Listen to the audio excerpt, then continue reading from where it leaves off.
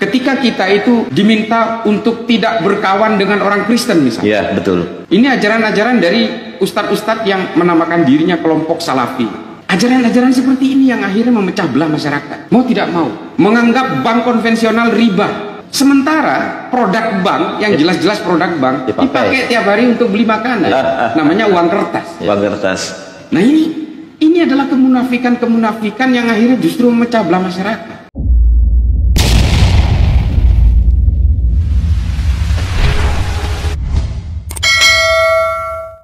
Ya, saya sering mengatakan begini, bahwa kita sebenarnya hari ini hidup dengan tafsir-tafsir agama. Iya. Ada madhab, ada manhaj, ada juga ijtihad yang berbeda-beda yang dipegang oleh seluruh umat manusia dalam beragama. Bukan hanya dalam Islam, di Kristen juga seperti itu, di Hindu, di Buddha. Jadi kalau kita mau berbicara agama kan sebenarnya Hindunya orang India dan Hindunya orang Bali itu kan berbeda sebenarnya. Ada Hindu Tirta, ada Siva dan sebagainya, macam-macam. Dan juga di dalam Islam sendiri kan banyak sekali madhabnya. Ada Syafi'i, ada Maliki, Hambali, Hanafi, ada manhajnya, ada Wahabi, ada Wahabi Salafi, macam-macam. Nah, di mana sebenarnya kalau kita mau dibilang pemeluk agama? Ya, agama itu bukan persoalan tafsir-tafsir sebenarnya. Kalau kita berbicara tafsir, ya kita pasti berbicara tentang perbedaan. Tapi agama itu sebenarnya, terutama Islam, ya sebenarnya sama semua. Agama apapun termasuk Islam itu juga adalah sebagai wadah untuk supaya kita itu membangun hubungan yang lurus secara transendental kepada Tuhan, kepada Allah gitu, dan juga membangun hubungan intimasi sosial dengan manusia yang lain. Yang kalau dalam Islam itu konsepnya lita'aruf, saling mengenal dalam berbagai perbedaan itu. Sesederhana itu. Makanya saya sering katakan, kalau memang kita bicara Islam, maka Islam itu sebenarnya DNA-nya hanya dua saja, yaitu tentang rahmat dan tentang akhlak. Nggak ada lagi. Tugas kita sebagai umat Islam adalah kita harus berakhlakul karimah, dan tugas kita sebagai umat Islam adalah membawakan Islam sebagai agama yang bisa menjadi rahmat bagi seluruh alam semesta. Masya Allah. Nggak ada lagi. Artinya Islam itu tidak mengajarkan kebencian, Islam tidak mengajar caci maki, Islam juga tidak meminta supaya kita gelisah oleh berbagai perbedaan. Karena ya yang seperti yang sering saya katakan itu, para kiai, bahwa semua manusia apapun agamanya, apapun sukunya, itu diciptakan oleh Tuhan yang sama. Berarti tidak membeda-bedakan ini. Tidak membeda-bedakan. Kita juga tidak boleh gelisah kalau dengan perbedaan. Kalau kita gelisah dengan perbedaan sampai kapan? Kadang-kadang jangankan dengan orang lain, di dalam diri kita saja itu perbedaan itu ada. Tangan ada kanan, ada kiri. Mata ada kanan, ada kiri. Kadang-kadang kita juga dalam soal perasaan pun bisa berbeda. Betul. Saya mau ke barat apa saya mau ke timur? Itu ada perbedaan-perbedaan dalam diri kita. Maka kita harus betul-betul bersahabat dengan perbedaan itu, baik dalam soal keimanan ataupun dalam soal pemikiran. Nah, beragama itu bukannya justru kita itu harus terjebak dalam berbagai kegelisahan-kegelisahan perbedaan. Agama itu tidak diturunkan oleh Allah untuk supaya kita sebagai umat Islam ini gelisah oleh perbedaan. Bukan untuk itu. Tugasnya apa? Ya itu tadi. Berakhlaklah yang baik supaya Islam itu menjadi daya tarik, supaya orang itu betul-betul bisa memahami Islam dengan akhlak-akhlak yang baik. Yang kedua adalah bahwa Islam itu supaya menjadi rahmat bagi seluruh alam semesta. Kalau kita bicara alam semesta, maka siapapun yang ada di situ, hewan, tumbuhan, manusia dengan segala perbedaannya. Itu Kiai. Iya, seperti berarti kita ngikut yang namanya Islam sendiri ya. Mereka akan mengikuti kita ya. Iya. Kalau soal tafsir ya kita ini semua adalah, ini mohon maaf, saya sering mengatakan ini agak ekstrim. Kita semua hari ini kan berislam berdasarkan katanya semua. Iya. Iya kan? Kita mengikuti sanad-sanad dan juga dari para ulama, ajaran-ajaran para ulama, dari ulama ke ulama yang lain, tabi'in, dan seterusnya sampai sahabat, sampai kepada Rasulullah. Nah ini kan semua kita hidup 1400 tahun lebih dari masa Rasulullah, maka kita semua ini adalah hidup berdasarkan tuntunan para ulama. Nggak ada lagi. Nah ini yang kemudian kita tidak boleh merasa sombong dan merasa paling benar sendiri dengan tafsir-tafsir yang kita punya. Kita juga tidak boleh menghakimi orang yang berbeda, ya juga tidak boleh. Kita bicara Islam ini kan banyak sekali firqahnya, ya Kiai. kita yang orang-orang NU seperti kita ini, ya kita tidak boleh juga menjelek-jelekkan ajaran orang lain, dan orang lain jangan juga menjelek-jelekkan ajaran kita. Mentang-mentang kita maulidan, mentang-mentang kita tahlilan, mentang-mentang kita ngerokok, terus kita dianggap, wah kamu akan masuk neraka gara-gara itu. Nggak boleh. Kita juga tidak boleh menerakakan orang. Kalau kita sudah merasa yakin akan masuk surga, untuk apa juga kita gelisah oleh orang-orang yang sudah kita hakimi akan masuk neraka. Berarti kita termasuk ini ya, lakum dinukum waliyadin lah. Ya, khairun nas anfahum linnas. Ya. Kanjeng Nabi itu menggunakan kata annas di situ. Ya. Tidak menggunakan kata muslimin, kita tidak menggunakan kata mukminin di situ. Rasulullah itu menggunakan kata annas, manusia secara universal. Ya. Jadi ini Kiai, itu jawaban sekilas dari Gus Islah tadi, luar biasa ya Kiai Muhtarul ya. Kiai Muhtarul kayaknya sariawan ya. Kenapa ya? Jadi mustami dulu. Mustami. Kayaknya asik sekali mendengar pembicaraan. Jadi gini ya, Gus Islah, ada pertanyaan juga tadi yang nyusul dari sini bahwasanya, terus apa benar ada ajaran agama yang membentur-benturkan karena perbedaan tersebut? Oh ya, ada, banyak sekali. Ada ya. Kalau kita mau berbicara hari ini yang ada pada tataran faktual di negara kita, ada. Saya makanya gini loh. Saya itu sebenarnya bukan gelisah oleh tafsir orang, tapi ketika tafsir orang itu justru memecah belah masyarakat, ya itulah yang harus kita lawan. Bukan tafsirnya yang kita lawan, tapi metodologinya yang harus kita lawan. Makanya Kiai, saya sering, karena kebetulan saya menekuni dunia terorisme, dunia radikalisme dan ekstremisme, saya tahu persis ini sebenarnya biangnya di mana. Adalah biang perpecahan di antara seluruh masyarakat yang mengatasnamakan agama, mengatasnamakan tafsir-tafsir agama. Contoh, ketika kita itu diminta untuk tidak berkawan dengan orang Kristen misalnya. Iya, betul. Ini ajaran-ajaran dari ustadz-ustadz yang menamakan dirinya kelompok salafi. Ajaran-ajaran seperti ini yang akhirnya memecah belah masyarakat. Mau tidak mau, menganggap bank konvensional riba. Ya, benar itu. Banyak sekali. Banyak. Sementara produk bank yang jelas-jelas produk bank dipakai tiap hari untuk beli makanan, namanya uang kertas. Uang kertas. Nah ini adalah kemunafikan yang akhirnya justru memecah belah masyarakat. Orang akhirnya keluar dari bank untuk menjadi ojek online. Oh, karena di situ ada pembayaran online yang berbasis bank, diharamkan juga keluar orang. Akhirnya jualan habatus sauda. Dia nggak tahu habatus sauda itu juga ekspor impornya menggunakan bank konvensional juga untuk letter of creditnya. Sekarang GoFood juga bisa jadi haram katanya. Betul. GoFood itu jadi haram. Zoom itu, Ya. Zoom yang dipakai sekarang. Meeting itu ya. Zoom meeting itu karena dibayar pakai kartu kredit diharamkan juga. Seperti itu. Nah ini yang membangun kegelisahan orang ketika dia menghadapi hal yang seperti ini. Orang akan gelisah hidupnya. Nah ketika orang sudah merasa gelisah hidupnya, ke sini haram, ke situ haram, ke situ haram, ke sini haram, semuanya haram. Akhirnya orang lebih baik mati. Iya, gantung diri bisa-bisa. Bom bunuh diri. Diri, Kalau bom gantung bunuh diri ya mati sendiri. Kalau Jemput bom bidadari bunuh itu. Iya. Kalau bom bunuh diri kan membunuh orang lain. Membunuh juga. orang lain ya, sekitar juga ya. Nah ini ajaran-ajaran yang kita sebut dengan ajaran Wahabi Salafi ini, saya sebenarnya selalu melawan kelompok ini bukan karena saya gelisah oleh tafsirnya mereka, tapi karena memang radikalisme, ekstremisme, dan terorisme ini disebabkan oleh ajaran-ajaran yang sejenis ini.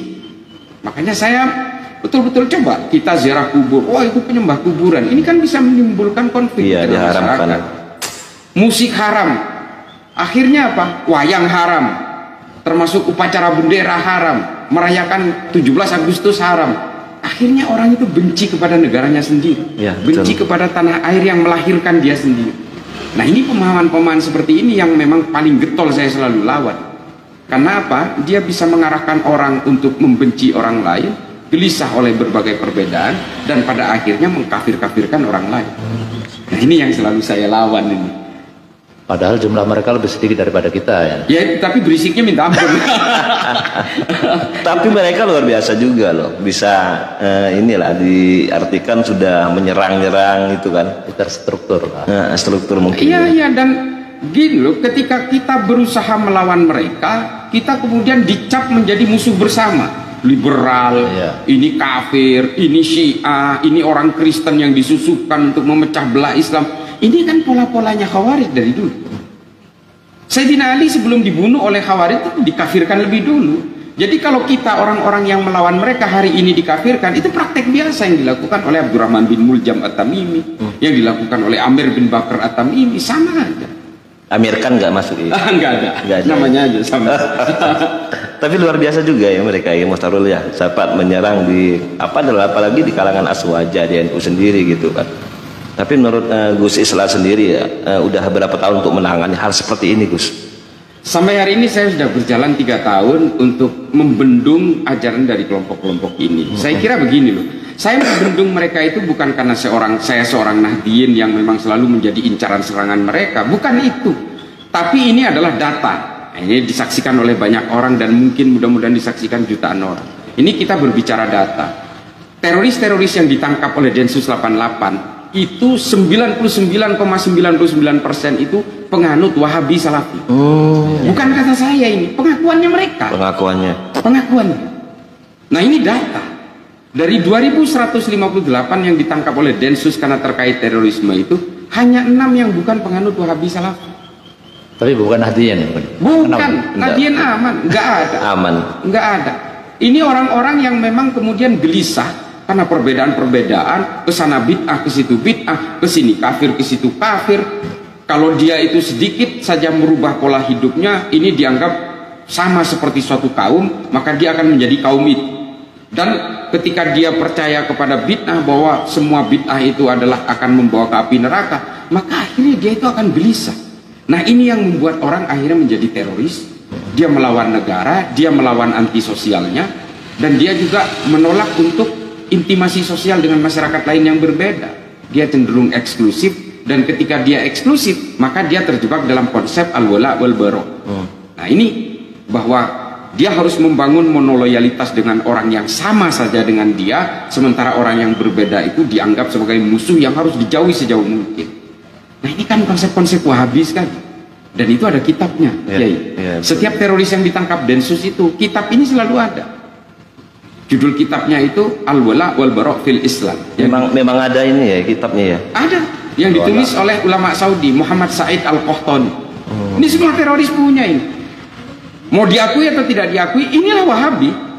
Tapi di dalam kitab itu ada untuk perakitan bom apa gitu? Nggak ada ya? Kalau soal tentang teror itu ditulis juga oleh ulama Saudi, yang juga ditemukan di banyak teroris-teroris yang ditangkap oleh Densus itu, ditulis oleh seorang ulama Saudi juga, namanya Abu Bakar Naji.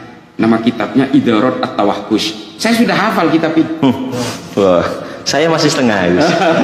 Ya artinya karena ini saking biasanya ditemukan di tangkapan-tangkapan teroris, ya inilah yang kita temukan, dan ini memang berbasis Wahabi semua. Kalau hari ini ustadz-ustadz Wahabi itu seolah-olah mengajarkan kesejukan, itu adalah pintu masuk saja. Setelah orang masuk ke dalamnya, nanti akan tergiring ke arah berbagai aksi-aksi kegelisahan, aksi-aksi resistensi terhadap sosial dan sebagainya. Dan kebanyakan memang di situ ya, memang dari pengajian dari Wahabi sendiri saya lihat ya di media-media itu bahwa banyak kalangan artis yang masuk gitu, Gus. Menurut jenengan gimana, Gus?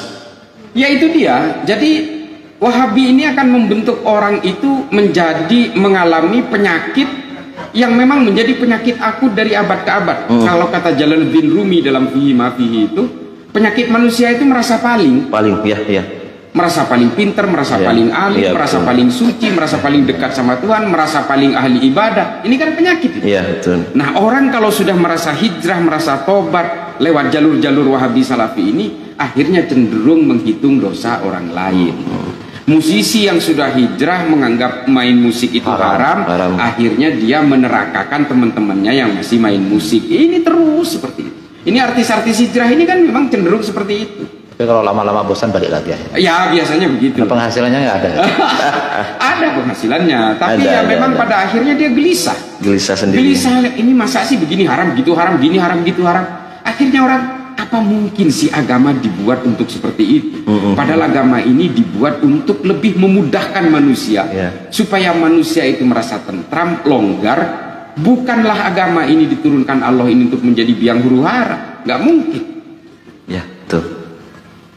Jadi sangat luar biasa sekali tadi apa perdebatan ini, sangat tautan dari beliau.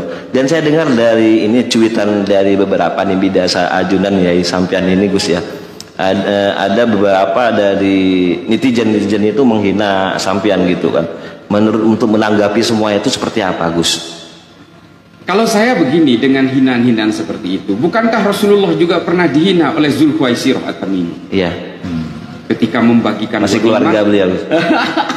ketika Rasulullah itu membagi ghanimah dituduh tidak adil, dan kemudian Rasulullah difitnah ke sana sekali.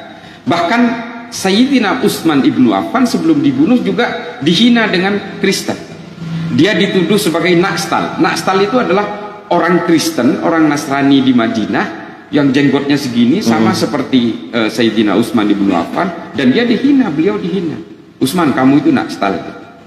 Itu 3 bulan sebelum dibunuh. Artinya memang orang-orang yang melawan kelompok ini memang cenderung dijadikan musuh bersama. Kalau saya sih biasa aja. Jangankan saya yang orang biasa, yang ya manusia-manusia pagar, manusia sampah seperti saya, sekelas Rasulullah, sekelas Sayyidina Utsman, sekelas Sayyidina Umar, Sayyidina Ali, Sayyidina Hasan, Sayyidina Husain, dan orang-orang para ulama masyhur lainnya juga dituduh dengan hal yang sama. Ada salah satu ulama namanya Syekh Abdul Ghani An-Nabulsi, sampai beliau wafat pun disiahkan.